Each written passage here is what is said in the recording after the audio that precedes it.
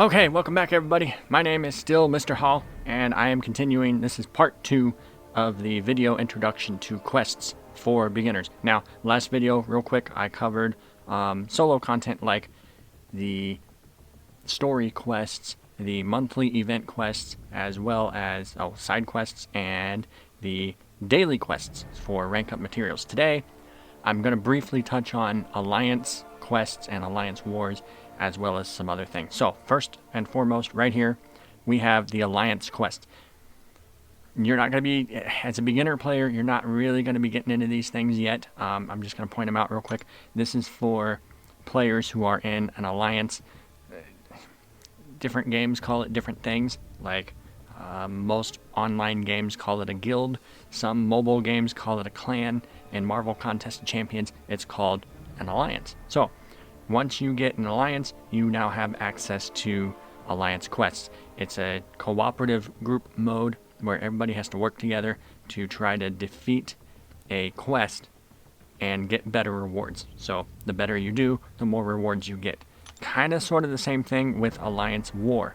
Once you're in an Alliance, your Alliance leaders can sign you up for a war against other alliances. You're going to place your defenders.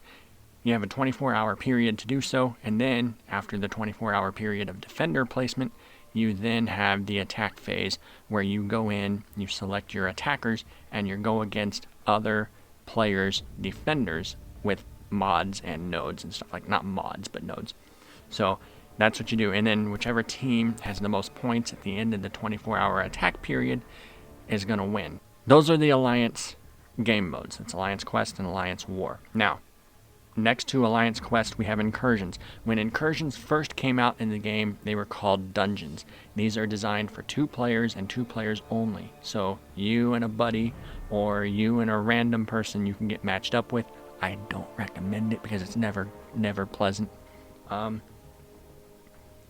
Kind of the same thing. It's kind of like an Alliance Quest, but much smaller. So it takes 2 people. You have to choose your paths, which ones you want to go down, and then it's real complicated. That's a whole separate video all by itself. So is Alliance Quest and Alliance War. I'm going to do a video about the Alliance content in the future because those are 2 separate beasts. The daily quests, I covered those in the last video. Those are your rank up materials. That's something you want to focus on as a beginner player especially. Now, next to Incursions, we have special quests. This is going to look different to you as a beginner because 2 of these are not going to be available. This Labyrinth of Legends right here probably does not show up on your screen if you're a beginner. Also, the Abyss of Legends will not show up on your screen if you're a beginner. These 4 quests right here are all end game content, okay? These are content for gamers who are either max level in their account or close to max level. These are very difficult fights. They're very long fights. Realm of Legends is not so hard. You can pretty much do it with just about anybody nowadays, even 4 stars. But again, I wouldn't necessarily attempt it until you're really familiar with the game. You could probably try it maybe around level 30, maybe 40. But you want to bring your best champions in there because there's a lot of fights and they're very long. The champions in this are very beefed up. So I recommend don't try it until you're really comfortable with the game. Realm of Legends is the first one, and then Road to the Labyrinth is the second. You cannot get to the Labyrinth of Legends until you've completed the Road to the Labyrinth.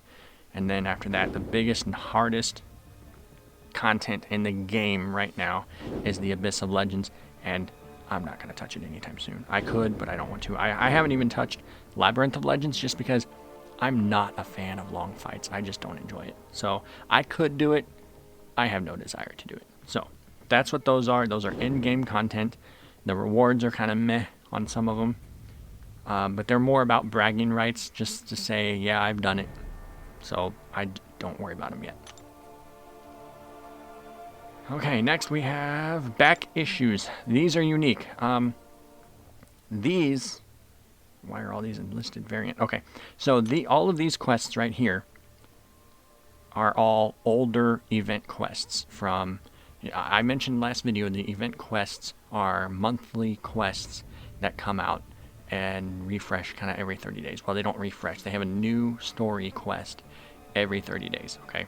So these back issues right here, these are old monthly event quests from years ago, okay? So like Ultron's Assault, that's an old one that came out right around, I think, when Avengers Age of Ultron came out, okay?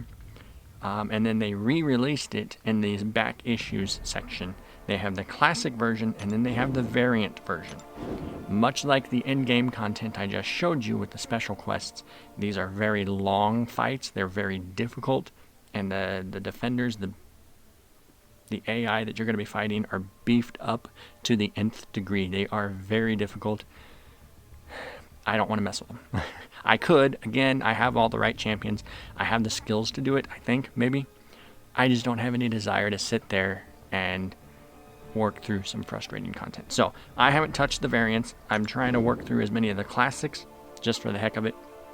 They have some decent rewards. They're not decent, but you know, I can never have too many tier 1 alpha catalysts. I always use those, so they're not bad for that. But the rewards for the variant are very, very good. You get a lot of gold.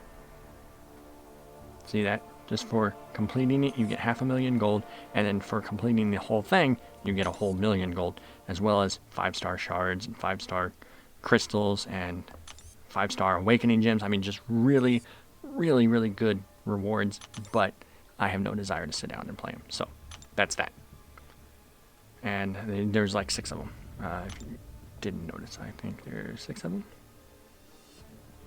Yeah. So there's 6 of them. So again, I haven't touched them just because they're long. I don't want to do them. So after that, we have arenas.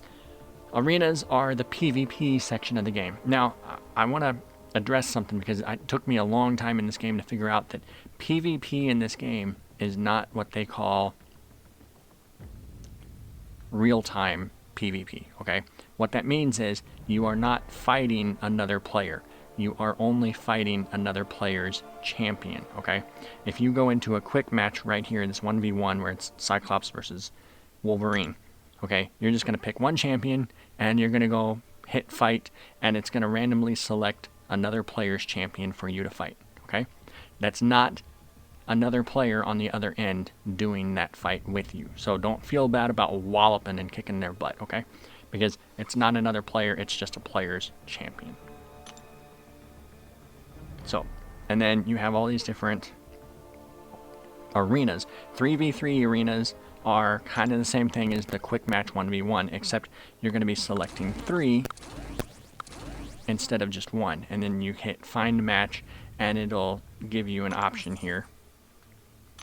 You can select one of these 3 opponents to go against, and you have to fight their 3 opponents, and whoever wins more out of the 3 fights wins the round.